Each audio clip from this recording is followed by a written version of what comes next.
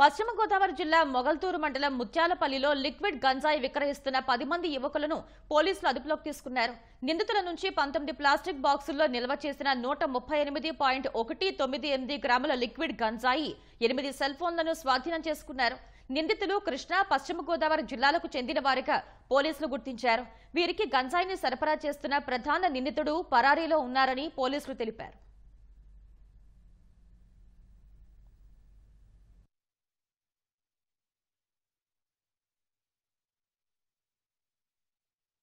కొంతమంది గంజాయిని సేకరిస్తున్నారు అన్న ఇన్ఫర్మేషన్ తోటి ముత్యాలమ్మ తల్లి టెంపుల్ దగ్గరికి వెళ్ళి చెక్ చేయగా అక్కడ ఒక 10 మంది చుట్టూ మూగి వాళ్ళ దగ్గర చెక్ చేయగా 2 పాలిథిన్ ప్యాకెట్స్ లో చిన్న చిన్న బాటిల్స్ లో లిక్విడ్ గాంజా అన్నది కనిపించింది.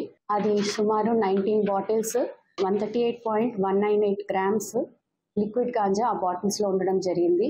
అది వెంటనే సీజ్ చేసి అది సుమారు దాని విలువ 95,000 రూపీస్ ఉంది. టోటల్ 10 ముద్దాయిలు ఉన్నారు. 11th ముద్దాయి అబ్స్కాండింగ్ లో ఉన్నాడు.